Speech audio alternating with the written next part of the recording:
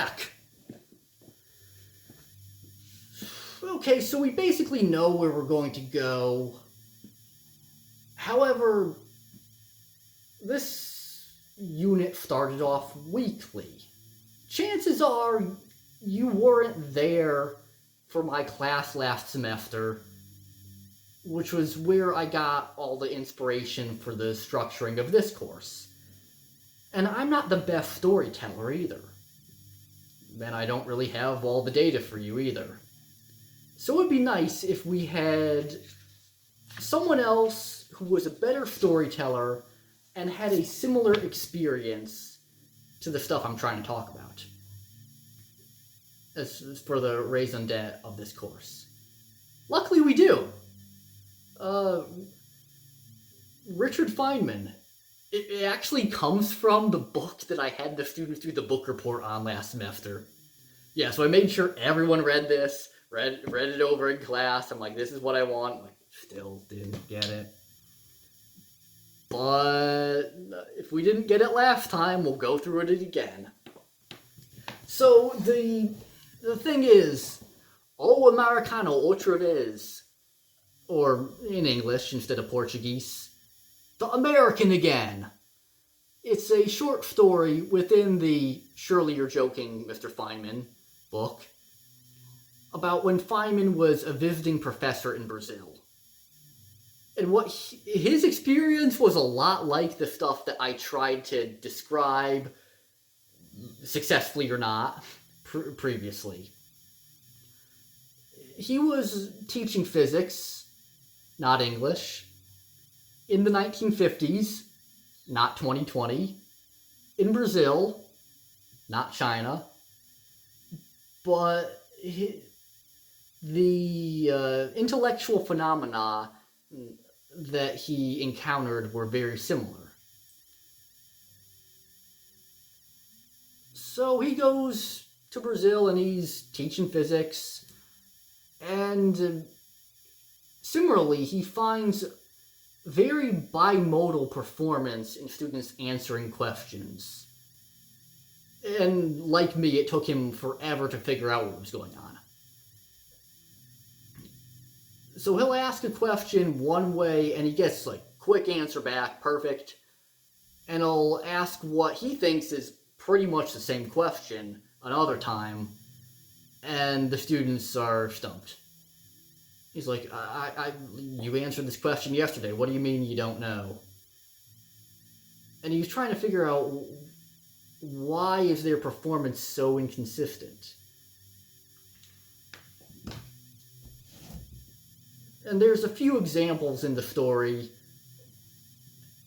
Pretty much the students answer very well when they're asked to conjure up a memorized definition from the book or a memorized formula. They're really good at that. A lot like my students last semester. I'm like, did you memorize a paragraph of an encyclopedia article? Damn, I couldn't do that. Very similar to that. But then he'll ask a question in a way that doesn't directly involve the stuff they've studied and memorized, and performance just falls off a cliff. One example, he's asking, hey, does anyone know Brewster's angle?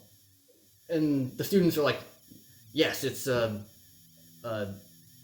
perpendicular to the medium of refraction, and the tangent of the angles equals the index of refraction. Like, whoa, good job, guys.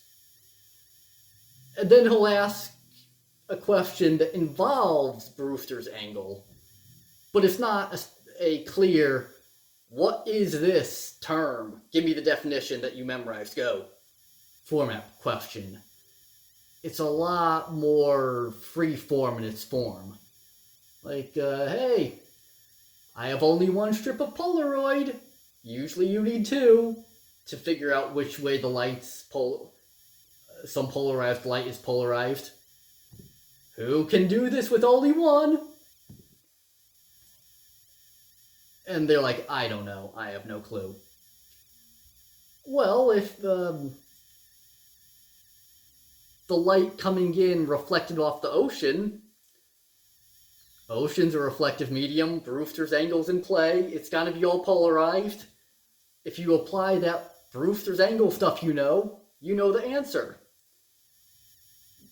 But connecting the Brewster's angle book knowledge to the ocean outside was not something that they were quick to do.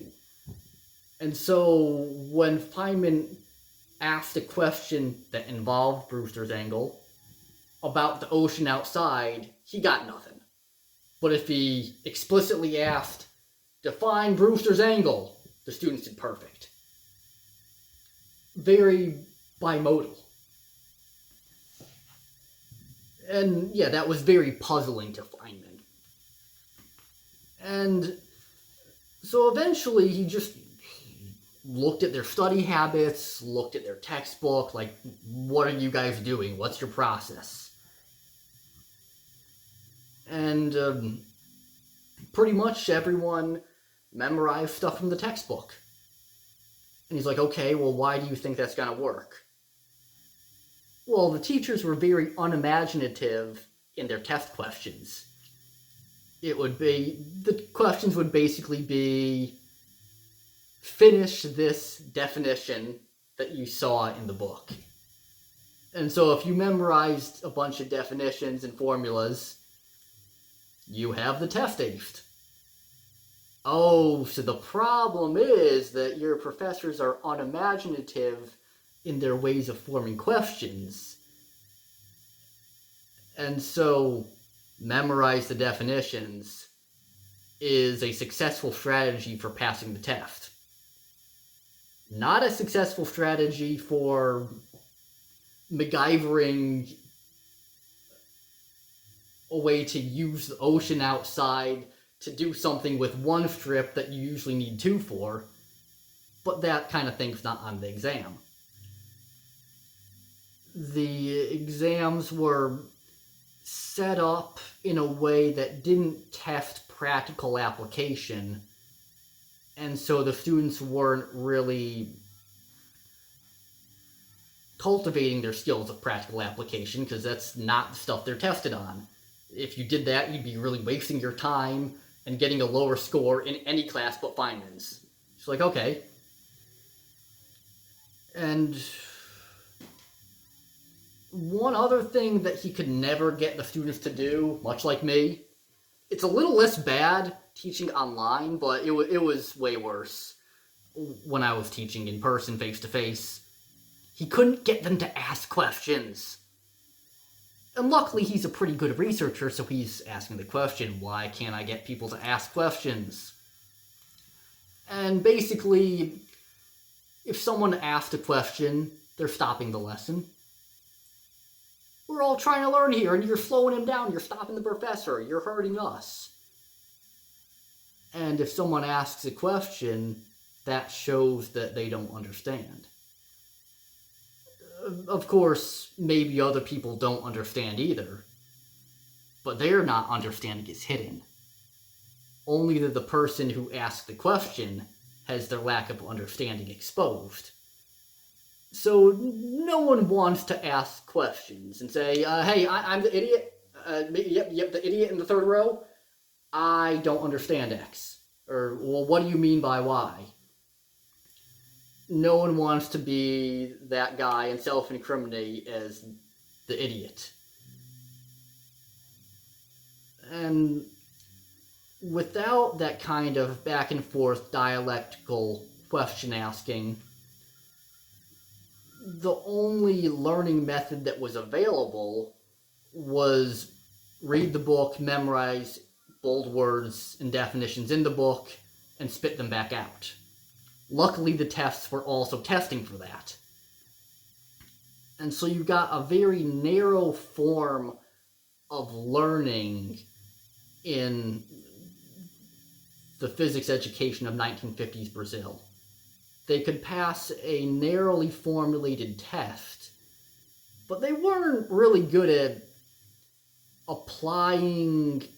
using physics knowledge to solve real-world problems outside the book and outside the classroom. Is this just a difference of style, or is one method actually better than the other? At least in Feynman's opinion, what the Brazilians were doing was not science at all. In Feynman's opinion, science necessarily must involve trial and error, induction, and practical applications. What the Brazilians were doing was really more like monks copying and memorizing sutras and just copying and memorizing old religious texts. These texts happen to be physics texts, but their methodology of interacting with these texts was like monks just copying and passing on a tradition, without really critically engaging with the tradition, thinking of how it might apply to today, criticizing it, improving it, experimentally applying it to different real-world situations. What the Brazilian physics students were doing was a lot more like the copying of dogmatic monks. And science and religion have a bit of an interesting relationship. Feynman felt that the Brazilians were very much approaching physics as a dead dogma rather than as a living science. And that's sort of how it felt with the less satisfying parts of my students' answers. Granted, English and physics are a bit different from each other, but they have some commonalities in that they both require a lot of exploration and trial and error. You don't know how an experiment's going to turn out in physics. You don't know if what you're trying to think and say and come out of your mouth is going to be right or not. They're both trial and error laden and suspenseful. And they both involve a lot of exploration. In science, you try to find new species, you're discovering new things. In language, you're finding new vocab words, new grammatical constructions. There's a lot of discovery and trial and error in both foreign language learning and science. So I think that the phenomena that Feynman was dealing with and trying to shift very much apply to language learning, even though he was specifically talking about physics education. But those principles that applied to science also apply to language learning, because both involve a lot of experimentation and discovery. And really, that's sort of repetitive, but I include in the course and have assigned as the first article reading the story of Feynman in Brazil, because it reinforces and communicates in a much better narrative fashion than I did with my analysis of the exam the same kind of phenomenon. But Feynman's story is just a way better read than my talking about last semester's exam, so you might want to just read O Americano Outra Vez, The American Again, from Richard Feynman's Surely You're Joking, Mr. Feynman. If you don't have it, I'll send you a PDF of it. And the short story I copied into the textbook itself. And it's in my other course. You'll see it wherever you need it. But thanks very much again. Ooh. We're actually done with Chapter 0! Good, well, I'll see you again tomorrow. Okay, bye.